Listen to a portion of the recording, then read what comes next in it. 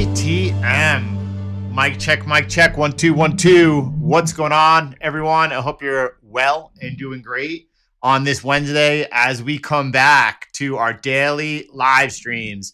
As you all know, I was away with the family the last 2.5 weeks. We were serving and on retreat in Bosnia-Herzegovina. It was a time of extreme grace. Was really grateful for it. I know that with the exception of last Friday and this Monday and Tuesday, we were able to do recorded sessions and made sure that we kept our pulse on the markets. And today I am so excited to be back with all of you. I really value tremendously this time we spent together, putting the work in. That's what we're going to do today. Our first day back, we are going to do what we do best, and that is take a look across markets, across our positioning, and make sure that we keep our pulse on the market, stay on the right side of the market, and continue making that incremental process that does, what does it do? It affords us to be during that tremendous volatility we've seen occur recently in the markets, with that calmness, be positioned on the right side. I knew it was beautiful. It was beautiful. In stocks, I'm going to start with stocks here and just take a look at our positioning across NVIDIA, FNGU, Tesla, and TQQQ. And the reason I bring that up is because throughout all of this recent turmoil, we have just been out on the sidelines. And we often talk about knowing when to be in the market and when out on what side is absolutely priceless. Knowing when to be out of the market is absolutely priceless, as well as well in. And a lot of these run-ups going back all the way to 2023, at this particular point in time, I thought going into this earnings that while a lot of people out there, a lot of people that run spaces, a lot of influencers were thinking that NVIDIA and comparing it to the dot-com bubble was overdone. That's not really a position we were looking at, but knowing and being able to ride these moves, because when we came to this one, for me, this was quite unexpected. When we came to this one, it was quite unexpected, and be able to know when to be in the market, because often, if you're real with yourself, and you need to be real with yourself, rule number one is know thyself. And very often, I have thought that either the markets were going to sell off much further, or the markets were overextended to the upside, and that direction continued much further than I expected. That is why trading a mechanical strategy is second to none. And here we see the value of being out of the market and neutral. Obviously on FNGU, and some tremendous run-ups on FNGU in the last 2 years. And then on the sidelines here, absolutely priceless. I was looking for the Wall Street cheat sheet, the sell off, the bounce. And indeed, so far, that has come into play. Tesla also on the sidelines here. Beautiful, just navigating this perfectly. Discretionary trend line over here, showing us that once we reclaimed it, we had a nice retest, not able to follow through on the breakdown, a nice retest into it, and we have resumed down into a pocket of support over here. TQQQ, again, much the same. And we have picked these four tech stocks because we expect that, first of all, that tech is going to continue to outperform the devaluation of the currency. We try to focus in on what we deem to be the superior candidates. I love Aldo adding back. We had on the 1 hour TQQQ daily solution to the TQQQ over here, and I love it because it is allocated based on what is performing best within tech. Obviously, FNGU is very similar. This is going to be something that is a variable allocation depending on what is in the basket. And then we also have NVIDIA and Tesla. And if you look at the equity curve for all of these, each one of these, by the way, is trading at an all-time high. So you're looking at Tesla here on the X template trading at a new all-time high. You're looking at FNG over here trading at, I guess we got to reload today, trading at a new all-time high. And being on the sidelines, why at a new all-time high? It doesn't get to be. I mean, look at, you took a 1.5% stop loss over here on, but basically kissing the sky at a new all-time high. There's that last stop loss. And T triple Q over here, much the same, is also here trading at a new all-time high. If you look at the equity curves and you see, wait, the blue line over here, that is intra-trade what the all-time high was. And although on this last run up, which was quite strong, you can see it over here on the maxed high on FNGU, and the exit was down over here, high exit. So you can see that on FNGU, which is on this panel right over here, the high intraday and then the exit. Nevertheless, each one of these candidates is trading at an all-time high as far as the highest close account position. And that is an amazing place to be as the markets have come into correction. By the way, and just to continue this forward over here, a couple of things I want to highlight, and that is to spread our focus into various stocks and desirable top filthy alts. Among them is going to be the USD, MicroStrategy, and FNGD. I saw YOA in the Discord that as we have undergone this correction, that a lot of people are looking to focus our collective talent on finding a solution here for FNGD that is CTM worthy. That would be a phenomenal complement to what we have going on over here. Why it's nice and beautiful to be on the sidelines as equity markets go in correction, accounts at new all-time highs, being able to profit, because you don't know, and I don't know. Do you think that the turmoil in the markets is done? Do you think that the yen unwind is finished? Do you not think that potentially the U.S. could see some further uncertainty as we enter into the open field presidential election, as we start the next phase of the Fed's cycle and move towards rate cuts, as we, who knows, do we head towards recession? Job market has been showing signs of stress. And what would happen if we were to see a prolonged downward movement correction in equity markets, or enter a bear market? It's nice buy side only, sitting it out, and just to illustrate that with you, this is 2022, the bear market of 2022, and you're on the sidelines almost the whole time. And that's great for preserving capital, because I have to tell you, I know a lot of people who saw their 401ks during that 2022 take significant drawdown. And they were saying to me, Jordan, how come no one said to me it probably would have been a good idea to get into cash? How come no one was helping me through that period? And it's true. Why it's nice to make money on the downside. It's just as important to preserve capital when you're on the buy side only, but it would be nice to have that addition of FNGD on the sell side as well. So we're going to be working towards that, and I have some notes over here as far as top 50 alts, those with high volume that meet our criteria, to keep this as a constant reminder. And then we're going to work towards getting this done as well. Bringing it back over here and moving towards, I guess we'll start before we get into Bitcoin and crypto, right? But Ethereum under a little bit of pressure today. Oof, that's the one note I'm missing, but that's okay.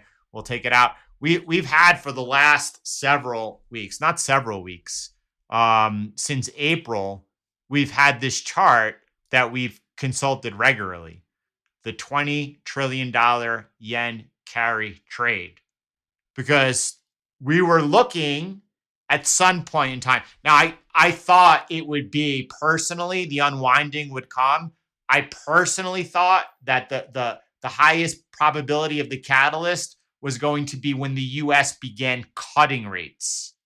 It wasn't. It was obviously Bank of Japan hiking rates. that sparked and has caused the unwind to occur. Nevertheless, a lot of people over the last few days, I assume, obviously I've been away and out of contact, but I assume that over the last few days, everyone across the internet has been talking about the Bank of Japan and the yen carry trade. Now, obviously, we were focused on, don't forget, we're seeing the markets under a little bit of turmoil. Y'all have been through the 2020 lockdowns, and we watched the last week of January 2020 as we moved from that really bullish posture and we began taking some safety positions. It was done on shorting the S&P 500. It was done through the forex markets by taking shorts on commodity currencies versus risk off currencies, Japanese yen and also the Swiss franc. And not only that, we said, you know what? We have to move from swing trading and now turn to position trading. You have to hold and push these trades. Throughout February and into March, we were able to go ahead. And even though we say the markets are not crashing, when they were, we were sure there at that particular time. I forget where I was leading in with that. 2020 corrections. Not sure. I lost my train of thought. That's okay. This is my first day back. By the way, this is a public session. I am thinking of potentially doing public sessions now regularly. We'll see what the feedback is today. We'll see how many people value the work that we do and whatnot. But I'm thinking that, don't forget, going back just a few weeks ago, you saw people screaming, it's all season's imminent. It's about to happen any second. So, well, this is not what all season looks like. We're about to move towards the next phase of the cycle. To me, this looks like 2019. Be careful. Fed getting ready to cut rates. And then, in a rather big surprise, the up only crew, they remained up only. And then after you saw markets go through a significant correction, that posture has not changed. I think right now that maybe some level-headed analysis across markets would really help a lot of people, especially as we head into this election year. And then throughout what could happen in 2025 and 2026. A lot of people like to think that, it's just as easy as following the 4-year cycle. We abandoned that 4-year cycle at the end of 2021 when there was no blow off top. And we said, you know what? Markets are dynamic. Markets are changing. What we need to do here is give ourselves the opportunity to use our skills, our TA, and then that became purely mechanical in order to navigate these markets together. Japanese yen, let's take a look over here and see what's going on. And I'm just going to zoom out over here. And we saw a big sharp move down towards 141. And now we are bouncing. What are we bouncing on today? We saw the emergency meeting was called by the BOJ, and their communication was that the Japanese central bank will not raise interest rates if global markets remain unstable. The market thus far today, early on, was receiving that news well. It's now towards, and we'll get into the Nasdaq in 1 second because it looks like that potentially we're seeing a bearish formation occur. We're getting close to testing that lower trend line of that. And if that breaks, we will see whether or not the verbal intervention here from the BOJ is enough to calm and soothe markets. The dovish U-turn signal in the wake of historic financial market volatility by pledging to refrain from hiking interest rates when the markets were unstable. That is the key takeaway for me. When you read that, what does that mean to you?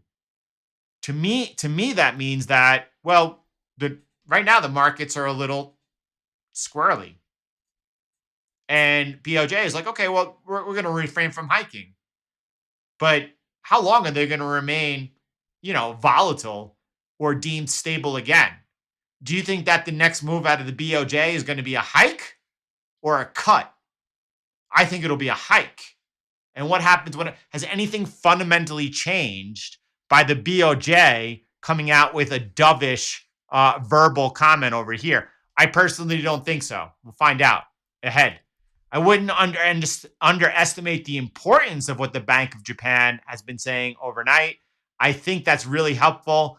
This carry trade has been many, many years in the making and probably indirectly affects a lot of asset classes around the world. We have been saying a few things. We've been saying many things. One of the things that we've constantly hit on that likely the next turmoil in the markets, and this is not turmoil. We are the markets have corrected or begun a correction. If you look at the Nasdaq over here, let's see what it was from top to bottom over here. 17% correction, not even in a bear market. This is not turmoil. Do you remember what turmoil was? I remember. You all remember because you were living through that. And this was turmoil. And you saw that 32% straight down, nosedive, swan dive. By the way, we could lead into that just now. Hold on. This was that we're just looking at a 17% correction, 16% correction. Oh, Wall Street cheat sheet. Everything's fine. We're returning to normal. Floor comes out. Watch the bottom. Bottom is late, by the way. Horizontal is always late. The bottom comes out. Watch. Boom. Jumping back to over here, we've seen a similar correction. A similar correction in magnitude, 17%. We're bouncing thus far. Watch the bottom. If that bottom gets taken out, but that's late. We always use trend lines, but it's too early. Let's give price here some time here to go ahead and figure out what's going on, right? Right now, by the way, this week, I think it's just important to mention, let me get out of the way. The calendar's very light. Calendar's very light this year. Looking forward to what's ahead next week. We're looking at CPI reading. Obviously, the market hyper-focused on inflation readings. Right now, the market is pricing in I kiss you. Lots of love. Right now, the market is pricing in 3 cuts into the end of the year. This next week's inflation data could obviously begin to affirm that, setting up potentially, if it's not already, 100% chance if a 100% 25 basis point cut in September. Market's probably pricing in 50 basis points right now. Again, I've been away, so I'm not really sure. Let's go into September and look. Market's pricing in 100% chance of a 25 basis point cut and a 63% of a 50 basis cut. Altogether, market's pricing in 75 basis points coming into the end of the year. So that's looking ahead. And then we also have Tuesday and Wednesday back to back. And don't forget, that I went from hyper-focused on the inflation. And then I said, okay, the next most important thing is to become the jobs data. And that's currently where we are, except the inflation data has remained paramount. And then now continue to watch the consumer. Continue to watch the consumer, because if we're headed towards a slowdown, watch out what happens with the GDP. Who knows in these unprecedented times if even during a recession, Jordan, it doesn't add up. How could GDP be positive if how could we be in a recession if GDP is positive? Well, I think the world is different today, and you have to watch for lower middle class, those below the lower middle class bracket. They're already suffering right now. We'll see what happens. Amazon came out with earnings last week, and the guidance was dismal. It was very bad. We're seeing cracks already coming in the consumer. Yeah, the government's spending a lot of money. Government, the war machine, all of that continues humming. Anyway, we'll move away from that and continue forward over here. I don't know whether or not the verbal intervention today given by the Bank of Japan is enough to begin and cause any type of V-shaped recovery in not only the US dollar Japanese cross, but also in the equity markets over here. And I personally don't think so, but I don't know, something to watch out for. You know what? I think it's also important to remind, especially all those that are just joining us over here and beginning to check in, that during an election year with an open field as we have right now, with the sitting president, President Biden, is no longer in the race. And during an open field, you see pressure on the equity markets into the election. And specifically towards the end of September and throughout October is a lot of stress on markets because markets do not like that uncertainty. The polls and who's leading the polls and at which point are going to greatly affect markets coming into the end of this year. And it might be when the clarity comes into the markets where we see November and December, which historically are very favorable for crypto, is when we see some favorable action return. Let me just jump over here and you can see over here. By the way, September is historically further pressure for Bitcoin. August 50-50 towards the negative side. Seasonals at play. October during an election year with an open field could be tough.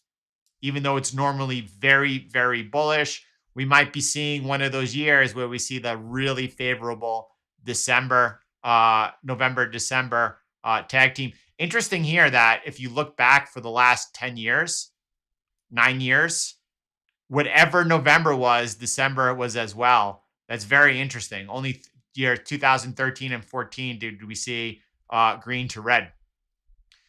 This drawdown that we saw on Bitcoin is now the largest drawdown of this current cycle ever since the bull market breakout has occurred. I wonder how is this determined here by check on chain as far as when he found the low? I know we found the low by calling the breakout above 17,250. As far as I know, unless they were buy side only and calling every single new low the bottom, I don't know how that was determined, but that's where we're looking as well. Since then, that is the largest drawdown now at 26% on a closing basis. And you could see if you go back to the 2016 cycle, that is just average. That is just average. We got used to, and it was very nice to see those suppressed drawdowns. And now we return to nothing more than normalcy. A lot of the newly entrants into Bitcoin, welcome, right? This is just normal for Bitcoin to see this type of volatility. A lot of the spot ETF buyers who are new to the space are now getting a feel for what it's like. By the way, how have the flows been inside the ETFs over the last few days? Let's take a look over here. And this looks like this table is lagging. Let me hit refresh. So under the pressure, we've seen a lot of outflows occurring overall on a net basis. And I see largely from Fidelity, a lot of outflows.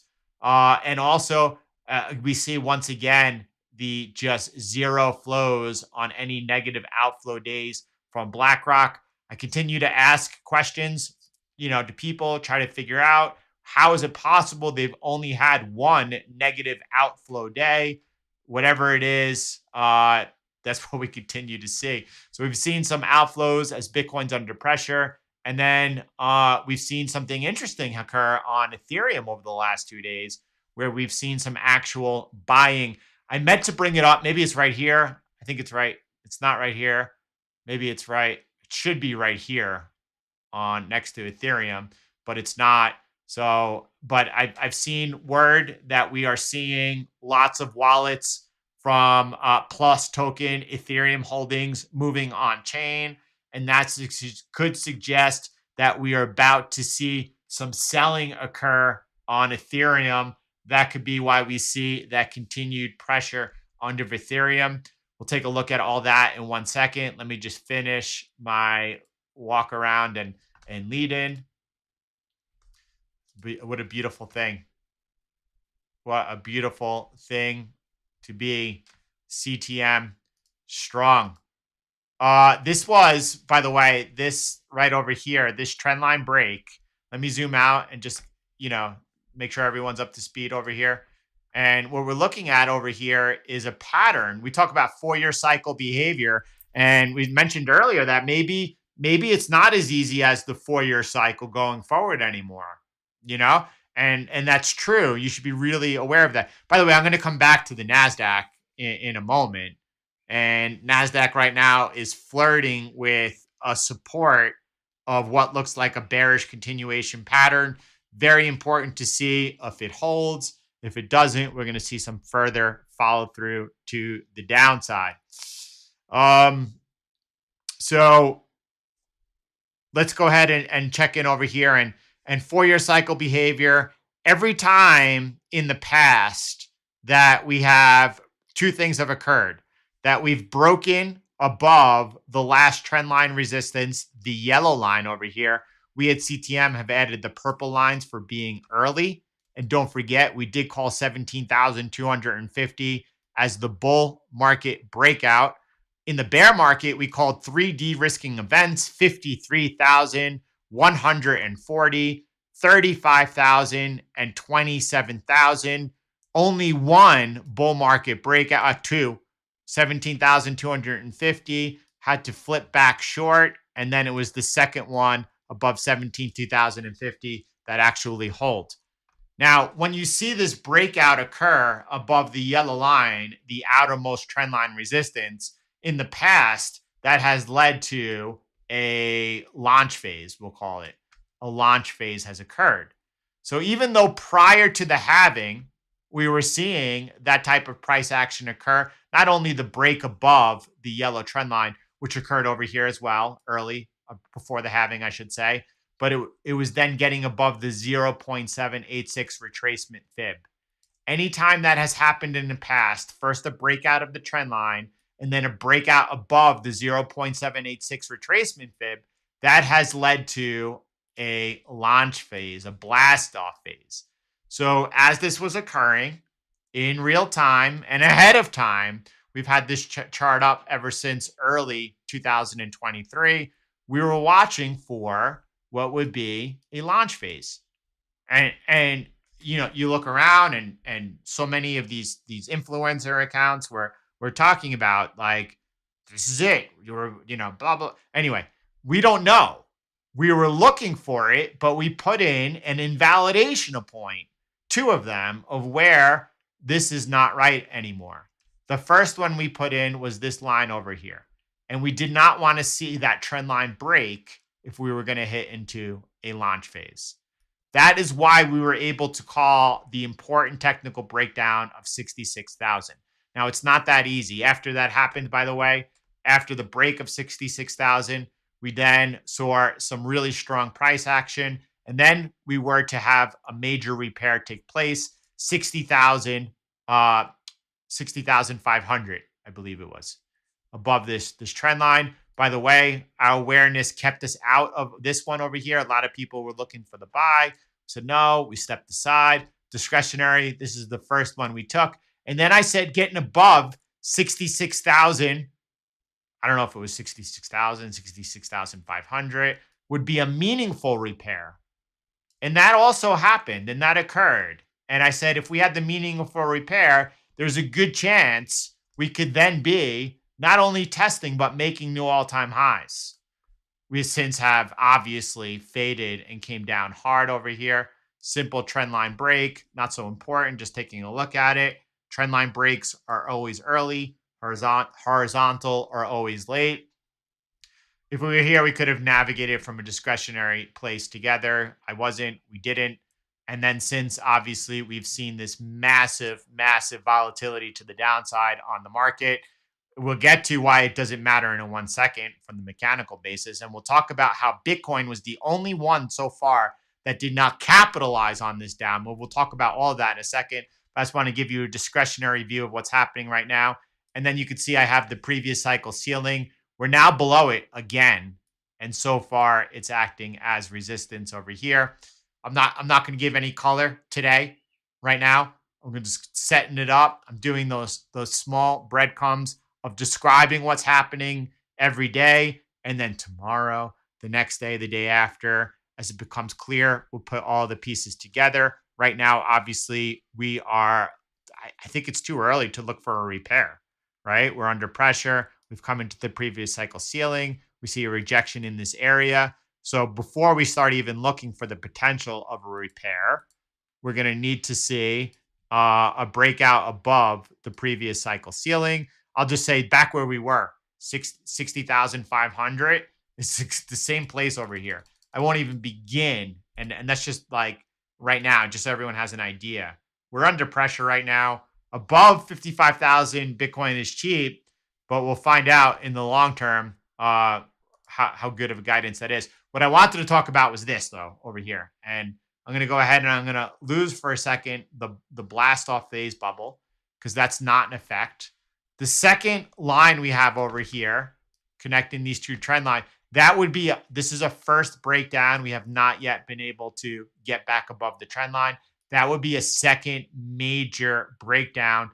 And we have seen a break above the 0.876 retracement fib before. Watch the Nasdaq. It is very close right now.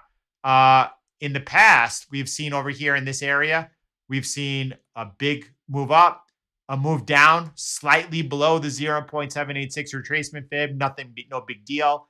And then boom, leading towards the launch phase. Is something similar setting up right now? As we have slightly wicked below it, we're still holding it. Maybe, and I hope so. We're watching for it. By the way, I do see, and you could see this.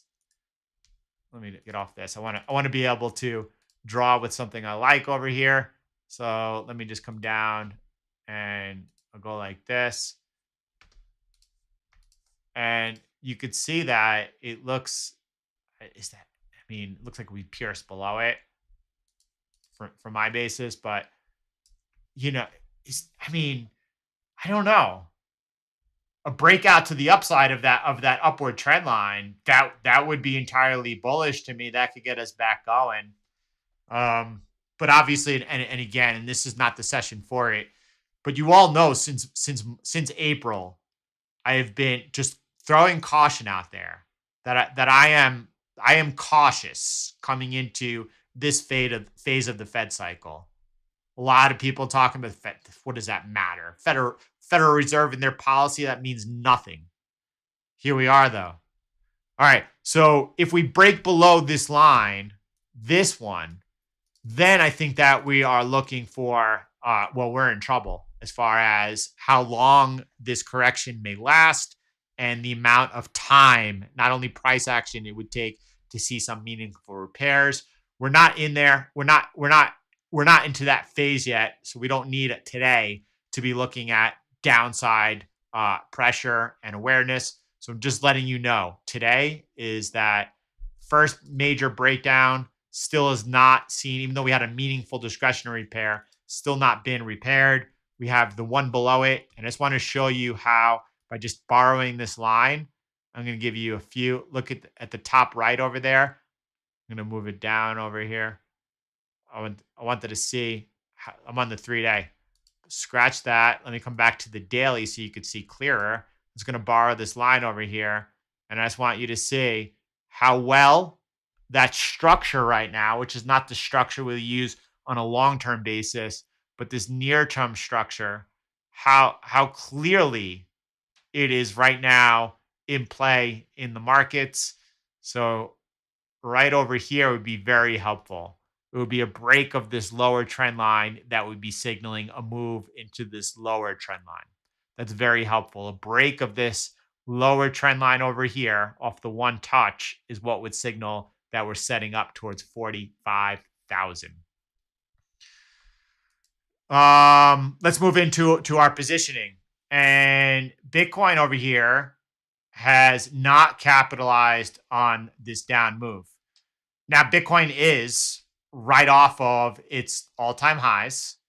And on this last down move, let me go ahead and throw in over here very quickly the trades.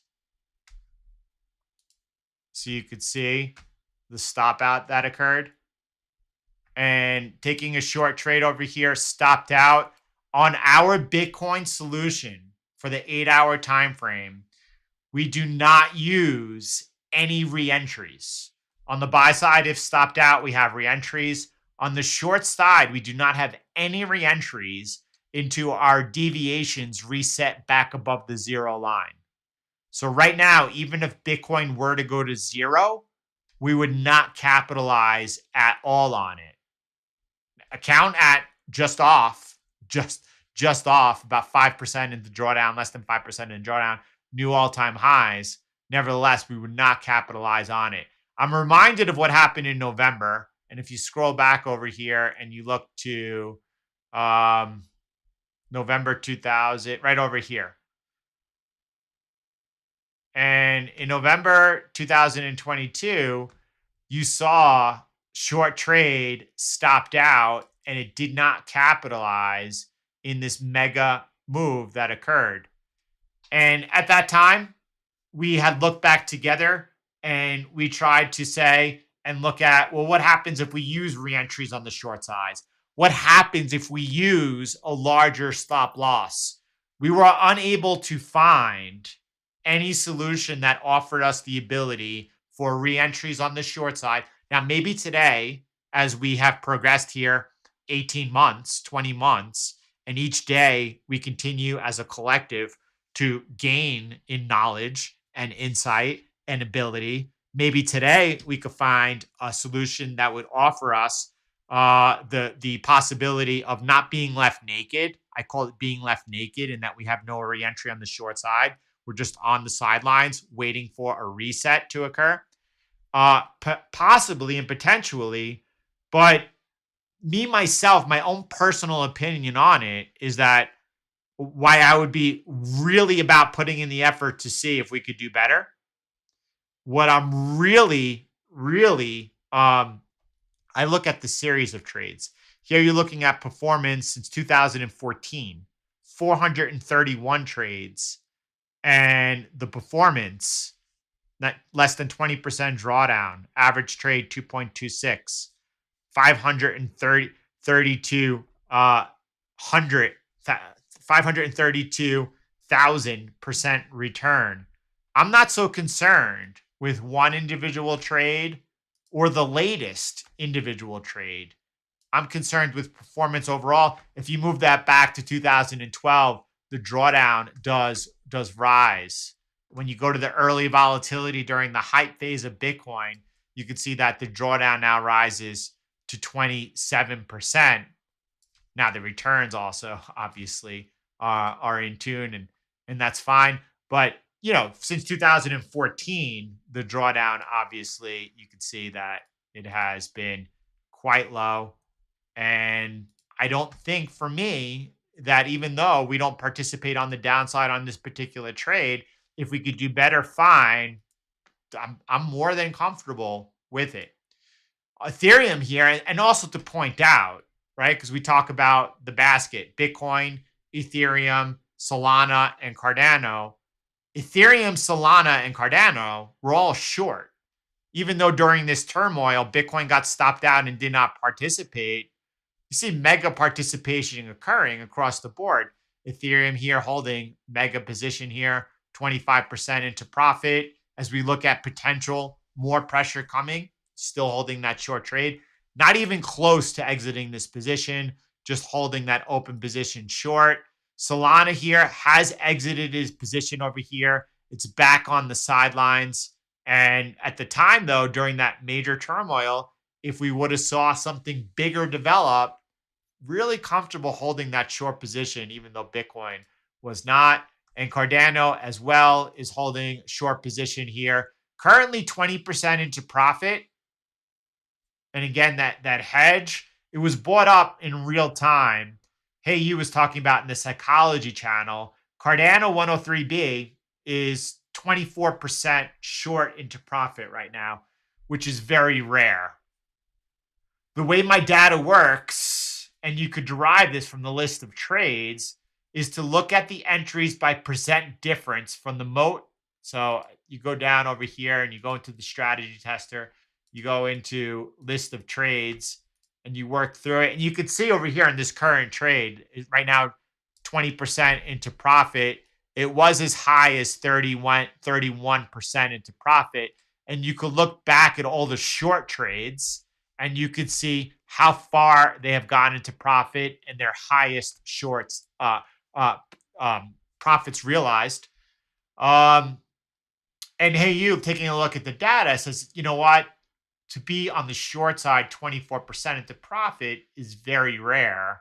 And he brings up the idea, do you think it calls for a discretionary override?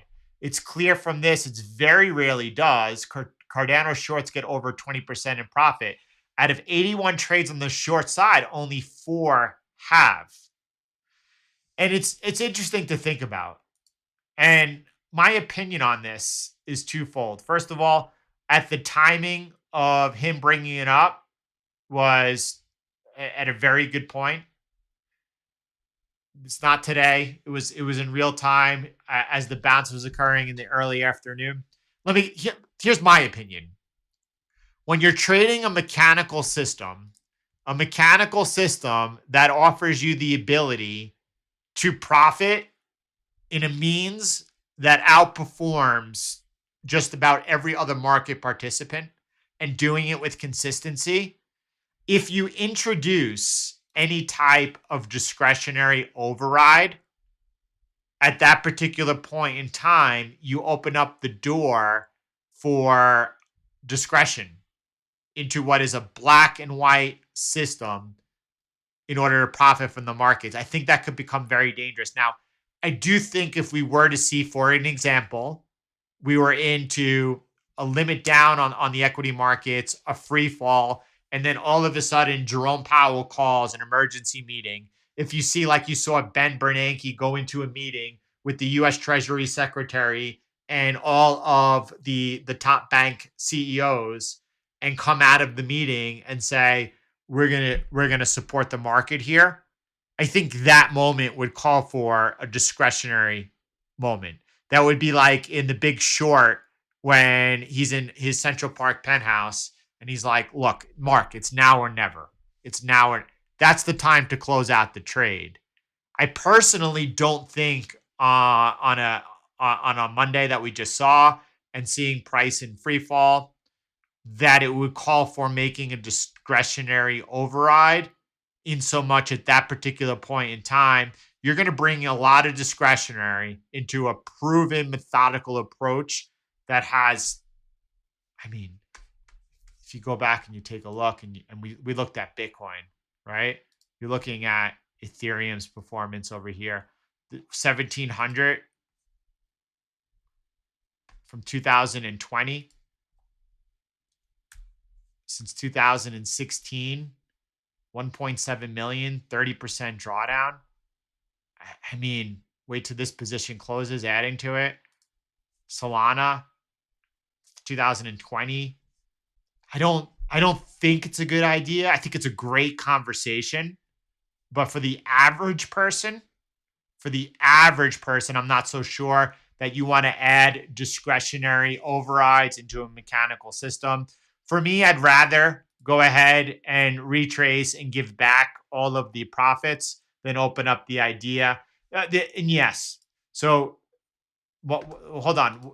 Why mess with them? Why mess with what works? Don't mess with the moat.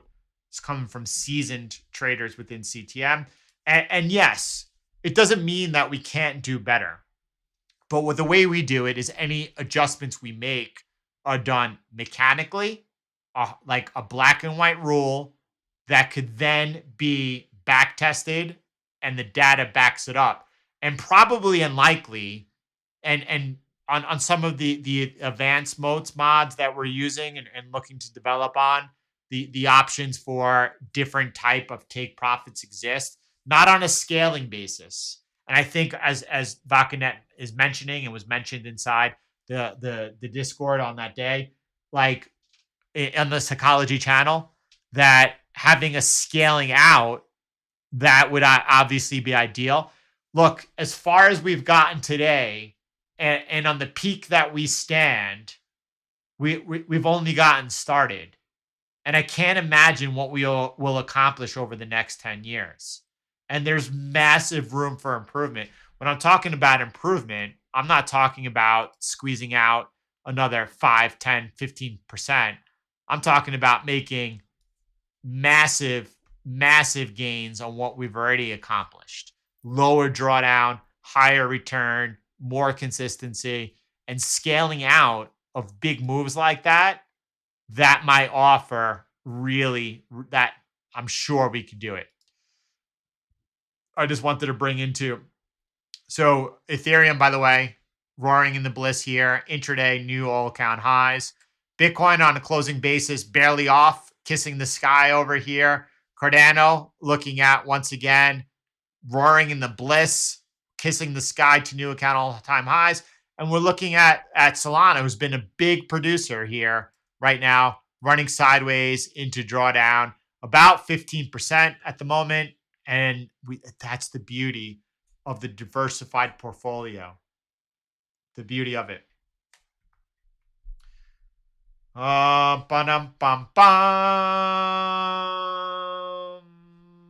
Luke, macro, engineer, aka Lucastus.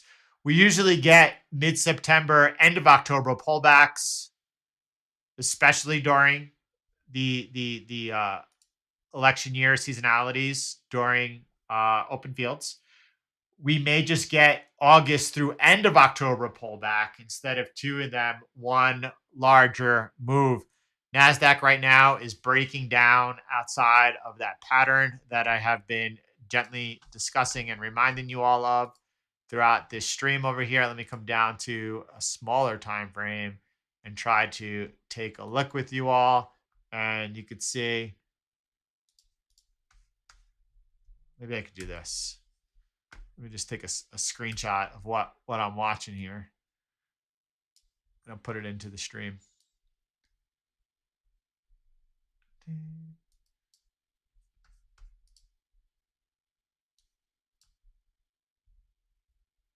You could see, and that looks like for me a breakdown outside of a bearish continuation pattern currently in play right now on the Nasdaq. Let me just go ahead and get this off the screen and then come back. Not bad. I mean, we've been out of the rhythm here for finding the flow, but we'll get it. Let's take a look from a larger perspective. Let's take a look at a few things. Before we do that, I guess I want to come back over here. When you get a chance to look at what's going on with Ethereum, now seeing some further play. Let's go ahead. So for the first thing I notice is that if you zoom out, right, remember that breakdown we saw, the recovery, the major breakout, we tested back into that area of support. I guess it should be off the wick now, don't you think? So let me just have a little bit of fun here today.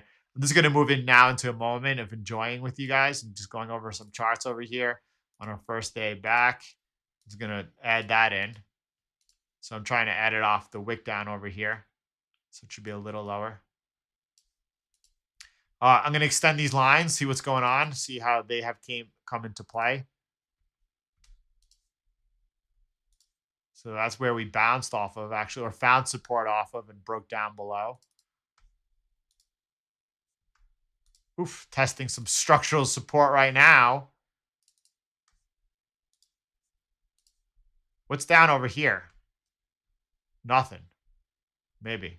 Just bear with me 1 second. Let me have a little bit of fun. Let me borrow this line. I want to see that one touch over there. If that was anything. Look at that.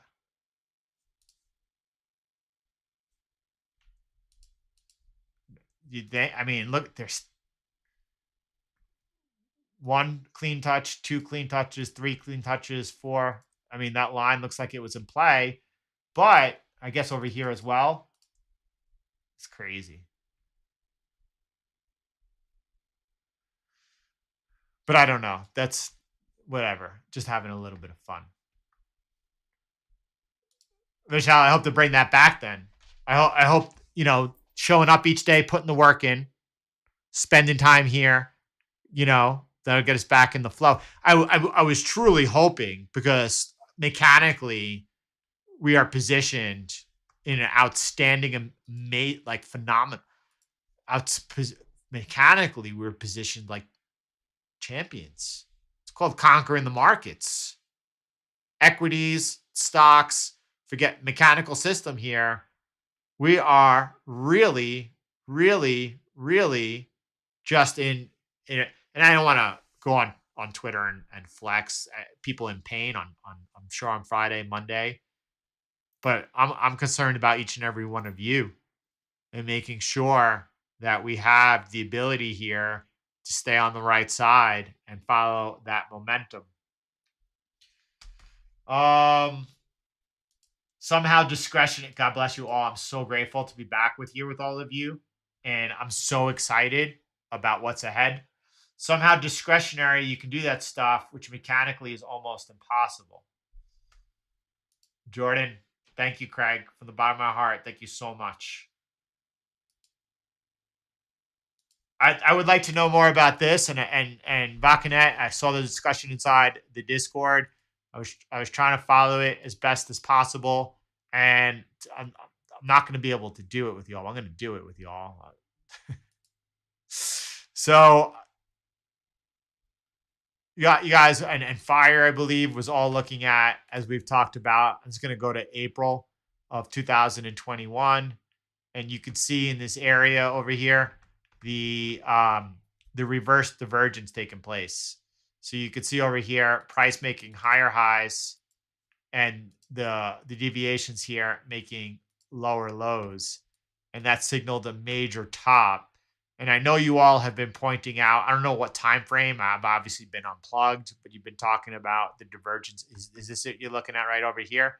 So you can see the higher highs on price, lower high, barely.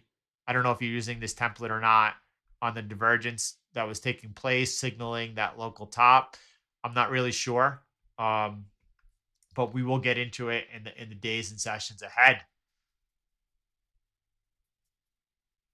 Thanks, Gia. Again, if you enjoy being here today, if you enjoy the CTM vibe, if you enjoy the look at the markets, the insight, please go ahead, hit that like button, leave your thoughts and comments below. I love the energy of the public streams. I truly, truly value it. By the way, CTM bull runs over here, newly developed CTM bull runs, and we know that the win percentage is so low.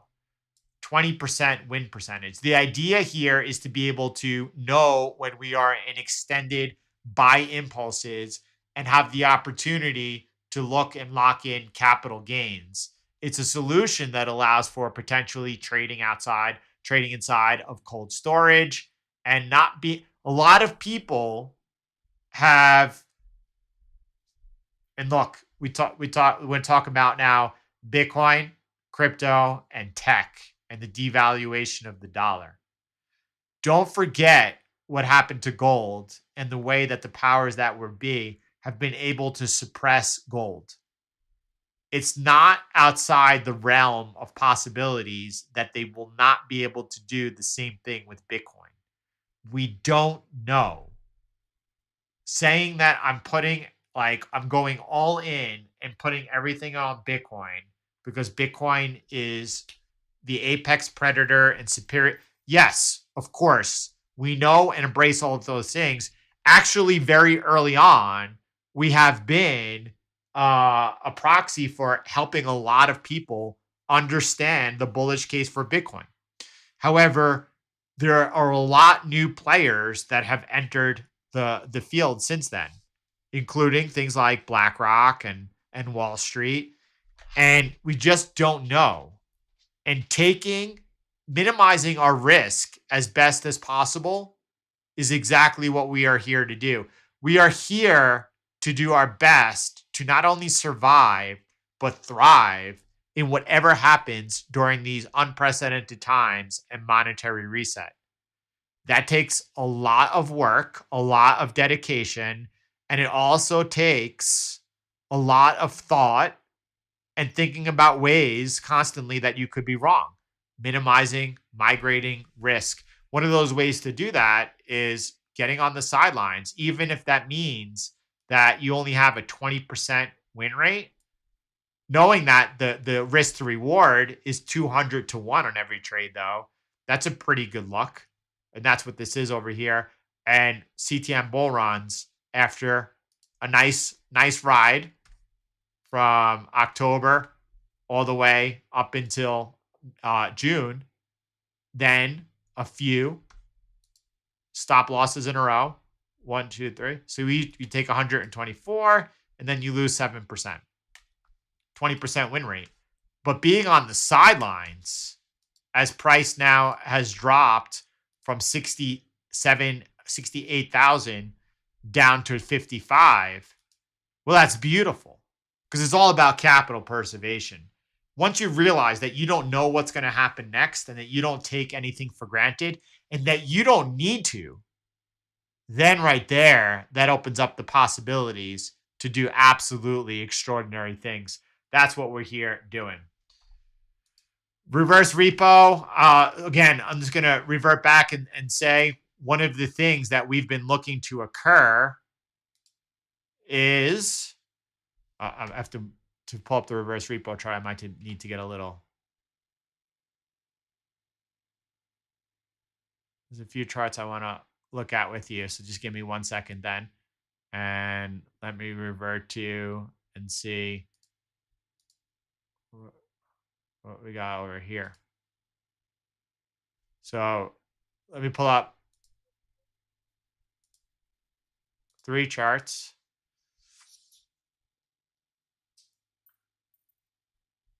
Oh boy. 3 leads to 4. Let me get them all up. There we go. All right. This should be good. So reverse repo. And we've talked about that. And I was way off, by the way. I thought by the end of March, by the end of the first quarter, that this was going to unwind. And now we're all the way into almost the end of the summer. So way off on my expectations, spot on my expectations of looking for from the summer of 2023 for this to be drained, but off on the timing. Nevertheless, we talk about once this is drained as the countdown for further stress to come on the markets. We are looking for, or I am looking for, the moment that the business cycle is no longer allowed to play out. And when I say no longer allowed, it's because they have no choice. At certain point in time, in order to keep the Ponzi going, they're going to need to come in and they're going to need to be accommodative. They're going to need to return to some form of QE. Now, a lot of people are looking at the U.S. Treasury, and this is one form of it. They're drawing out on all these funds right now. A lot of people are looking at the buybacks, which have been increased now from a quarterly basis, 30 billion to 46 billion. I'm not going to get into that right now because I'm not informed enough to speak of it.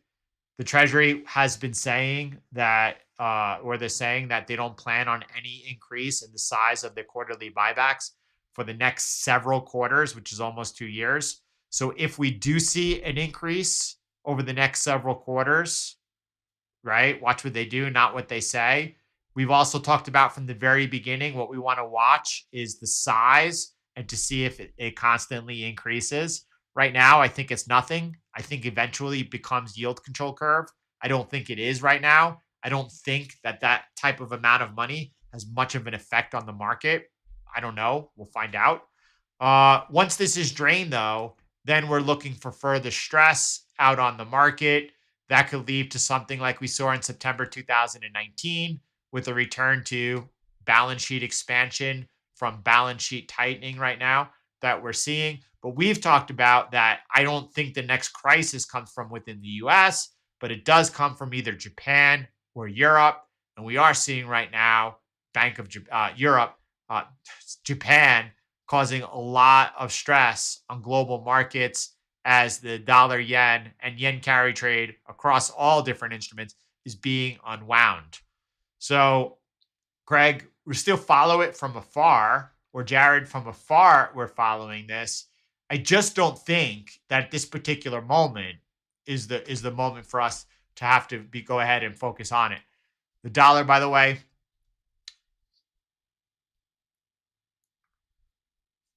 We have 1, 2 touches over there, and we have no structure over there.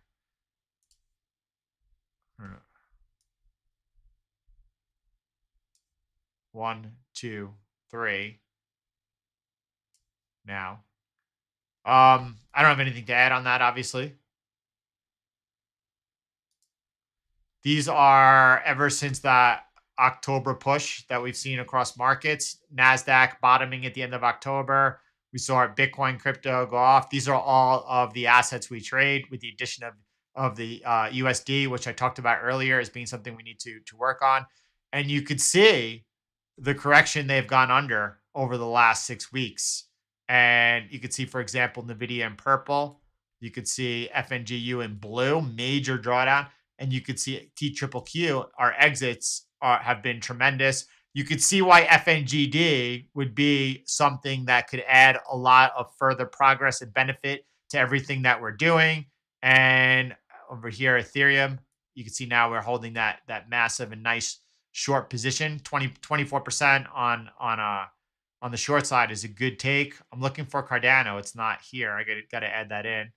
And then Solana has been giving us a little bit of trouble in this whole range after us taking tremendous profit during the ride. And that's just the way it is.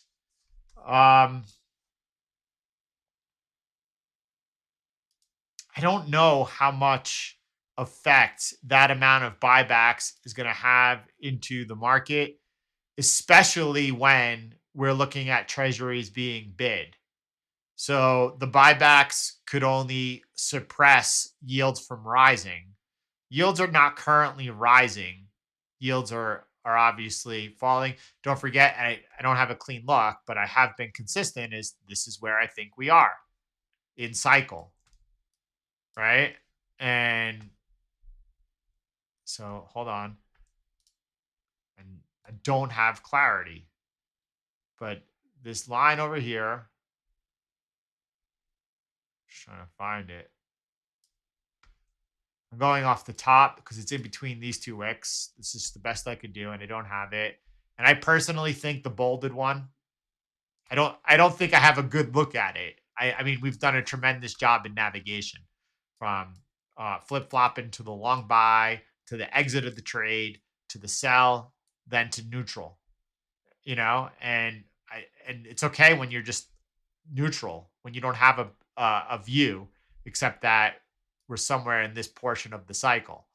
And yeah, so I don't know, Ace. I don't know. I don't think right now why bonds are bid, that and such a small amount comes into play.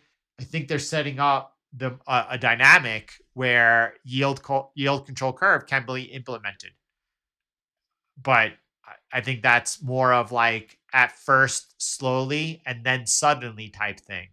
And I think that the at first suddenly thing could last a couple of years. Maybe it's at the point where we see banks under pressure, where we see the commercial credit, commercial real estate come into focus because it's putting a lot of banks and the markets under stress. Maybe it's, into some point in 2025, 2026, where that becomes much more of a focus. And right now we're just seeing the groundwork being laid so that mechanicism, whatever, is in place. So that's what I think is happening right now. Yeah, it's good to be back. And there's so much work to do. And each and every day, we're going to be plugging away. We have what I view as absolute fundamental strategies in place here, daily time frame across tech. And then we have our tremendous solutions in place for Bitcoin and crypto.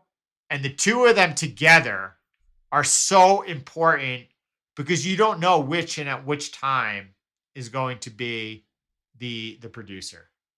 And in the same way that we look at, Bitcoin and Ethereum and Cardano, and then the newly added since late 2023, mid 2023, Solana, the way that the beautiful dance happens between these, because you could see right over here, fourth quarter 2023, you could see Solana skyrockets up. At that point in time, you were seeing Bitcoin going sideways, you were seeing Ethereum going sideways, and you were seeing Cardano going sideways until January, where it shot up. But there's like a dance that takes place between the flow of liquidity between them all. And that works also with the stocks, and that works between crypto and stocks together. So we're in a tremendously strong place, but we're going to keep moving forward. And that includes at this particular point in time within CTM as moving into various stocks. Among them is going to be MicroStrategy. So it was pointed out over here that I listened to the repair above 66,500, but MicroStrategy, and I'm stuck in a horrible position. Having a mechanical way to navigate is paramount. And rightfully so. 66,500 was meaningful repair, but it's not helpful at this particular point in time to tell you, but you always also have to look for not only like once you're in a position, there's no question. All is that we always do is look at where our risk is and look where the invalidation occurs. And I don't remember if you want to go back until our last live streams together before I went away. I don't remember what it was, and I think it was this bolded line. And I wish I could just pull up the AI and talk with you, but I'm pretty sure that we talked about this bolded line breaking would be the invalidation. And then below it, we had the previous cycle ceiling. So, but that Michelle, what that means is that we need to get in these mechanical solutions for MicroStrategy. FNGD would open up the door in case we enter into some type of bear market. And that's just not, I'm not trying to limit it to these particular instruments over here. These are the ones at the forefront, which is why they're on my list. And then we have, and it was listed today inside the stream, some alts that would really be beneficial to be looking at. I just want to go ahead and do a quick view of it and to see if I could find it so that I could bookmark it. Unbelievable. Second to none. Second to none. Second to none. I'm trying to find that post, where we go. So we have LDO, MKR, and AAVE will be interesting. Beaten down sector, but DeFi leaders have so much that they will attract a lot of attention. Of ETH does well later this cycle. That brings up for me something that I wanted to share today with sectors within crypto, their performance. So what I'm going to try to do is have that pulled up for tomorrow's session so that I could get into that with you all tomorrow. And we'll just continue plugging away, doing what we do here. So tomorrow we'll have a public session. If anyone here wants to be a part of that, we'll make sure we do it. We'll continue forward. Right now, have a beautiful day, everyone. Good session for coming back. You know me, it takes a day or two to find that flow and start cruising, but great session, everyone. God bless you all. Have a beautiful day. I'll see you all now on the inside.